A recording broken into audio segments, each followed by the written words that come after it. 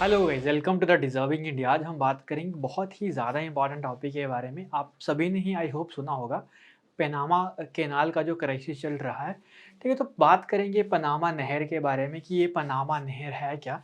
देखो, पूरा का पूरा टॉपिक समझने से पहले पहले इस बात को समझ लेते हैं कि ये पनामा नहर है क्या?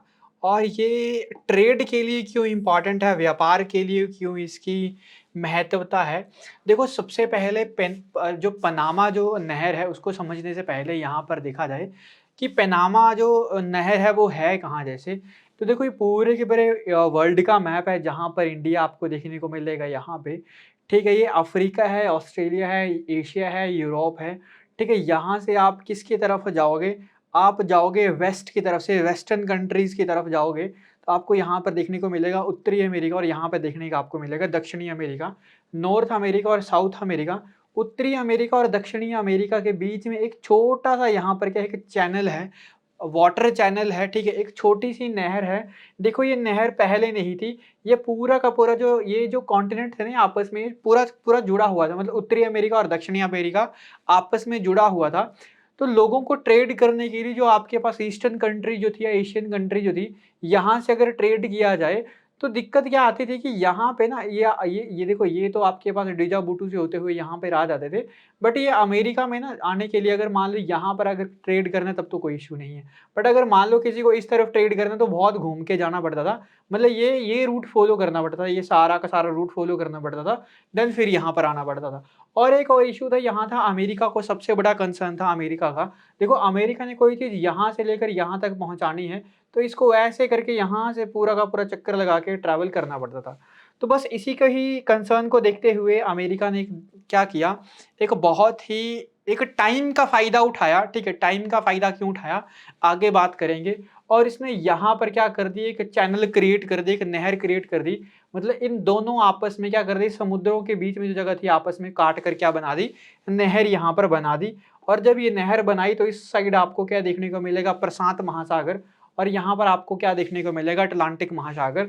तो इन दोनों के दोनों ओशन को, पैसिफिक ओशन और अटलांटिक ओशन को यहाँ पर क्या करता है, ये आपस में जोड़ता है, ठीक है? तो दोनों यहाँ पर देखो, अटलांटिक ओशन और पैसिफिक ओशन को जोड़ने का काम किसका हुआ, अमेरिका का हुआ। ये क्या रीज़न था, ये क्यों जोड़ने का काम हुआ? देखो, सबसे पहला काम तो इनका क्या हुआ, इनको देखो ट्रेड करने में सबसे बड़ी दिक्कत आती थी। एक जगह से सामान दूसरी जगह ले जाने में बहुत बड़ी दिक्कत आती थी। देखो, कुछ हज़ारों नॉटिकल माइल्स की दिक्कतें हैं, ऐसा नहीं 2-3 किलोमीटर की कोई दिक्कत है, हज़ारों मील्स की यहाँ पर परेशानी को इन्होंने खत्म किया।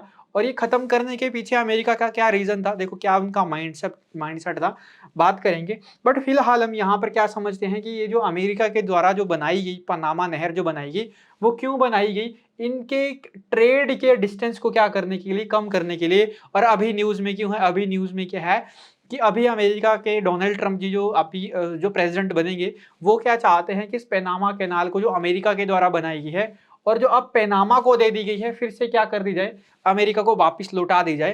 तो अब ये क्या बातें चल रही हैं, क्या इश्यू चल रहे हैं, उसके बारे में डिस्कस करेंगे, ठीक है? तो देखो, अब आई होप आपको पनामा कैनाल या पनामा नहर के बारे में लग गया होगा, ठीक है? ये पनामा पूरा का पूरा ये चैनल है जहाँ पर एक साइड में आपको अटलांटिक ओशन यहाँ पर देखने को मिलेगा और एक तरफ आपको गल्फ ऑफ पनामा देखने को मिलेगा, या तो इसी साइड आपको क्या देखने को मिलेगा, प्रशांत महासागर आपको यहाँ पे देखने को मिलेगा। ये जो चैनल है, ये जो अमेरिका के द्वारा क्या किया गया था, क्रिएट किया गया था, और क्यों किया गया था, उसके बारे में भी हम यहाँ पर क्या करेंगे, डिस्कस करेंगे। ठीक है, तो आपको आई होप ज्योग्राफिकल लोकेशन यहाँ पर पता लग गई होगी पनामा कैनाल की।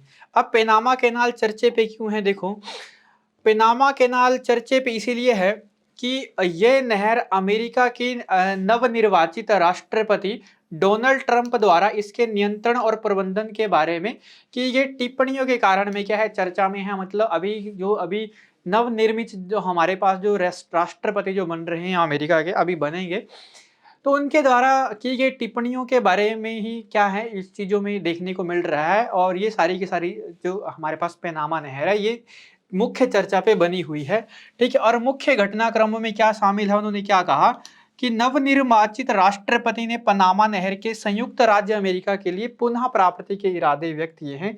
डोनाल्ड ट्रंप जी ने क्या कहा कि हम इस पनामा कैनाल को क्या कर लेंगे, वापस ले लेंगे। और उन्होंने पनामा द्वारा नाली परिवहन में लगाए गए जाने वाले भाड़ों को अत्यधिक बताया। इन्होंने क्या बताया कि देखो हमने ये बात की, देखो ये नॉर्थ अमेरिका और ये साउथ अमेरिका, बीच में जो पनामा कैनाल है ये अभी आती है पनामा के अंडर। अब ये जो पनामा है ना, इस अमेरिका का कहना है, इस अमेरिका का ये जो यूएसए है, इस यूएसए का कहना क्या है कि ये जो पनामा है ना, पनामा ये क्या करती है, इस ट्रेड को क्या करने के लिए, कंट्रोल करने के लिए टैरिफ को बढ़ा रही है और लगभग लगभग 6 से 8% क्या कर रही है, हर साल इस टैरिफ को बढ़ाती जा रही है over the influence of China. किसके इन्फ्लुएंस में आकर, चाइना के इन्फ्लुएंस में आकर क्या करके इसको क्या कर रही है, बढ़ा रही है। अमेरिका और चाइना का ट्रेड आप सभी को ही पता है कैसे चलता है, ठीक है। तो चाइना को टारगेट कर रहा है अभी, आप सभी को ही पता है, अमेरिका। तो बस वही बात को उठाकर यहाँ पर क्या कहा कि इस टैरिफ को क्या किया जाए, कम किया जाए, नहीं तो व्यापार करने में बहुत ज्यादा क्या आ रही है, परेशानी है कि आप इस टैरिफ को इतना ज्यादा क्यों बढ़ा रहे हो, यही पनामा को इन्होंने बताया। और साथ में कहा कि इसके पीछे जो माइंडसेट है वो है किसका, चाइना का। अगर आपने इसका टैरिफ कम नहीं किया, ट्रेड के टैक्सेस कम नहीं किए, तो अमेरिका क्या करेगा, इस पनामा जो नहर है इसको क्या कर लेगा, वापिस ले लेगा, ठीक है। तो ये चर्चा पे बना हुआ है बात। और साथ में अब उसके बाद में क्या कहा, देखो अब उसके बाद में बात हुई क्या, उन्होंने यह सुझाव दिया कि यदि इन भाड़ों को समायोजित नहीं किया जाता है तो अमेरिका नहर को क्या कर लेगा, वापिस करने की मांग कर सकता है। मतलब ये जो अमेरिका के ही द्वारा क्या बनाई गई थी, पनामा की कैनाल बनाई गई थी या पनामा की नहर बनाई गई थी, चीनी प्रभाव पर उद्धम ट्रंप ने नहर के प्रवेश में लंगर के संचालन में निहित चीनी की भागीदारी के बारे में उद्यम उठाए और इसे 1977 के उस सम्मेलन का उल्लंघन मानते हुए जिसने नियंत्रण पनामा को क्या कर दिया था, हस्तांतरित कर दिया था। मतलब ये जो हमारे पास जो कैनाल बनाई जाती है, नहर बनाई जाती है, ये 1977 में 1977 में किसको दे दी गई थी, अमेरिका के द्वारा पनामा को दे दी गई थी। मतलब ये जो पनामा जो कंट्री है उसी के ही ऊपर, इस पनामा कैनाल के ऊपर या पनामा नहर के ऊपर कंट्रोल करता है।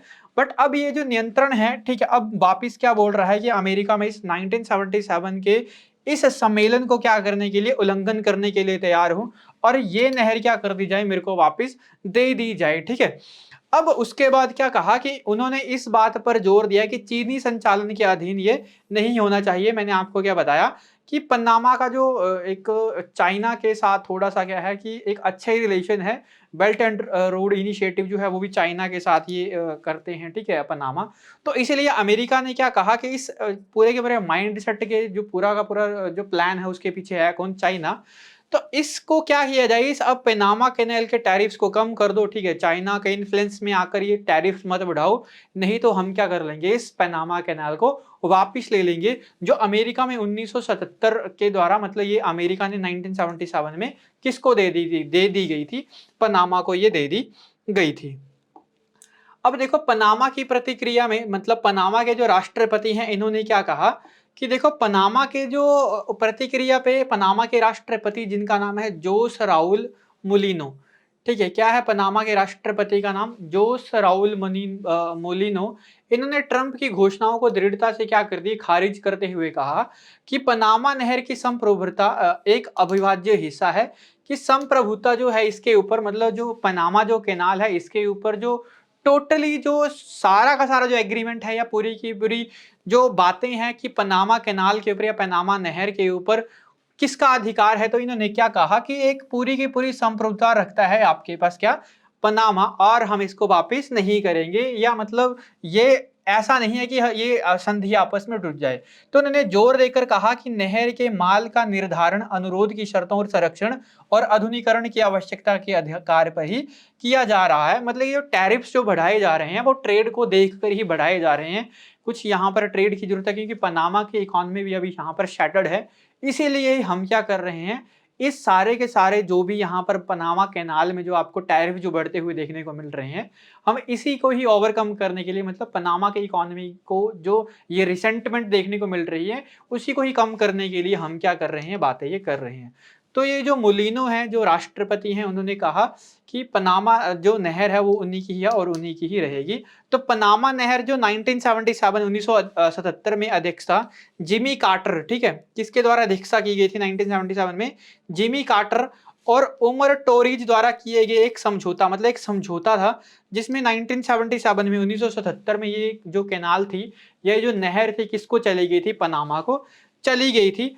तो अमेरिका नियंत्रण में ये रही थी, बट उसके बाद ये कहाँ पर चली गई थी, पनामा में, जिसने 31 दिसंबर 1999 तक को पनामा को हस्तांतरित कर दिया गया था। मतलब हुआ क्या, पनामा नहर 97 में अध्यक्षता जिमी कार्टर और ओमिर टोरिज़ो द्वारा किए गए समझौते के जो हमारे पास समझौता जो हुआ था, ट्रीटी जो हुई थी, उसमें क्या कहा गया कि ये 1977 में समझौते के बाद अमेरिका नियंत्रण में थी, बट बाद में 31 दिसंबर 1999 को पनामा को हस्तांतरित कर दिया गया था। मतलब जो ट्रीटी हुई वो हुई कब, 77 में, और प्रॉपर जो इसके ऊपर जो अधिकार आया वो पनामा का जो अधिकार आया वो आया 1999 में। 1999 में ये पनामा के ऊपर, मतलब पनामा जो पूर्ण अधिकार जो रखता है इसके ऊपर, 1999 के बाद क्या रखता है, पनामा इसके ऊपर अधिकार रखता है। बट जो ट्रीटी साइन हुई थी वो हुई थी 1977 में। तो पनामा नहर प्राधिकरण ने लंबे समय से पनामा नहर का प्रबंधन किया है, और ये पनामा सरकार को जवाब देता है। वैश्विक व्यापार महत्व, पनामा नहर अंतर्राष्ट्रीय समुद्री व्यापार के लिए एक बहुत ही महत्वपूर्ण मार्ग है, जो दुनिया की शिपिंग व्यवसाय का एक बहुत बड़ा हिस्सा क्या करती है, वहन करती है। मतलब आप मान लो कि एक बहुत बड़ा लार्ज हिस्सा क्या होता है, यहाँ से ट्रेड होता है इस पनामा कैनाल से, ठीक है। बहुत ज़्यादा ट्रैफिक होता है, ये शिप वगैरह जो आती हैं, ठीक है। तो पनामा कैनाल एक ट्रेड के लिए बहुत ज़्यादा इंपॉर्टेंट है, इसीलिए ये सारी की सारी बातें चर्चा पे हैं। इसके प्रबंधन या स्वामित्व में कोई भी परिवर्तन वैश्विक व्यापार मार्गों और लाभदायक संबंधों के लिए दूरगामी प्रतिवाद होंगे। मतलब अगर इसमें कुछ चेंजेस किए जाते हैं तो होगा क्या कि वैश्विक व्यापार और पूरे के पूरे जो मार्ग बने हुए हैं उनको आगे देखने में दिक्कतें देखने को मिल सकती है। बट इनके जो राष्ट्रपति हैं उन्होंने कहा कि पनामा कैनाल है किसकी, पनामा की ही है, और ये पनामा की ही रहेगी। अब पनामा नहर का थोड़ा-सा इतिहास देखें, जो मैंने आपको बताया 1999 में ये पनामा के अंडर चला गया था, और 77 में ये ट्रीटी साइन की जाती है। तो देखो पनामा नहर का जो निर्माण था 19वीं शताब्दी के अंत में ये हुआ था। शुरुआत में फ्रांसीसियों ने 1881 में इसका डिजाइन बनाना शुरू किया था, ठीक है। तो फ्रांसीसी इसका डिजाइन बनाना शुरुआत करते हैं 1881 में, 1881 में, लेकिन अंततः उष्ण कटिबंधीय स्थानों की स्थितियों और इस तरह के इंजीनियरिंग आश्चर्य को डिजाइन करने की जटिलता जैसे कारकों के कारण इसे रोक दिया जाता है। मतलब यहाँ का जो पैटर्न है इसके कारण इसको क्या कर जाता है, बंद कर जाता है। बाद में 1904 में संयुक्त राज्य अमेरिका ने इसे 1900 काम स्टार्ट किया, और 1914 में इसको क्या कर दिया, पूरा करने की आपके पास सहमति व्यक्त की। मतलब 1914 के अराउंड इन्होंने क्या कहा कि हम इसको क्या कर देंगे, पूरा का पूरा बना देंगे। और ये पूरा का पूरा जो डिजाइन था घने जंगलों और कठिन वर्षा जैसे बाधाओं को पार कर लिया, और इस प्रकार ये आपके पास इंजीनियरिंग की महान विजय से एक था। मतलब ये अमेरिका ने क्या किया, इस पनामा कैनाल को बनाया, और पनामा नहर के निर्माण के लिए काफी भू राजनीतिक समझौतों की आवश्यकता थी, क्योंकि 1903 में पनामा द्वारा अमेरिका के समर्थन से अपनी स्वतंत्रता की घोषणा करने से पहले ये क्षेत्र कोलंबियाई शासन के अधीन था। अमेरिका ने ही बुने आपके पास जो बुनो वरीला संधि जो थी है ना, हे बुनो वरीला संधि, ठीक है, हे बुनो वरीला संधि के तहत नाली क्षेत्र का ये नियंत्रण यहाँ पर लिया था। देखो हुआ क्या था, ये कोलंबिया जो था ना, ठीक है, तो पनामा जो पहले था वो आपके किसके अंडर था, कोलंबिया के अंडर था, ठीक है। और इसी कोलंबिया से क्या किया इन्होंने, पनामा को आजाद करवाया अमेरिका ने। क्यों क्यों आजाद करवाया, इसी नहर के चक्कर में, ठीक है, कि हमें क्या करनी है, नहर को क्या करना है, इस्टेब्लिश करना है। 1914 में ये नहर को क्या कर देते हैं, बनाना स्टार्ट कर देते हैं, और 1903 में क्या करते हैं, पनामा द्वारा अमेरिका के समर्थन से अपनी स्वतंत्रता की घोषणा की। तो अमेरिका का माइंडसेट यही होता है कि हम इस पनामा को क्या कर देंगे, आजाद करवा देंगे। ये कोलंबिया इसके साथ हस्ताक्षर नहीं कर रहा था इस पनामा कैनाल को बनाने के लिए, तो ये अमेरिका क्या करता है, इस पनामा को आजाद करवाता है, और फिर इस कैनाल की क्या करता है, फॉर्मेशन करता है 1914 में। और 1977 में ये ट्रीटी की जाती है।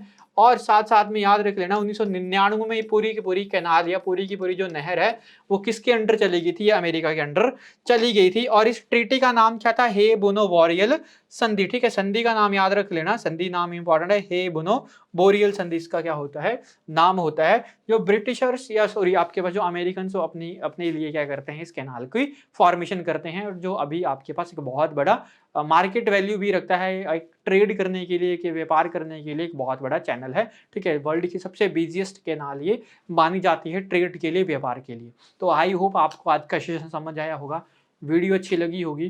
तो वीडियो अगर अच्छी लगी है तो वीडियो को कर दीजिए लाइक, चैनल को कर दीजिए सब्सक्राइब। मिलते हैं नेक्स्ट सेशन में, तब तक के लिए धन्यवाद।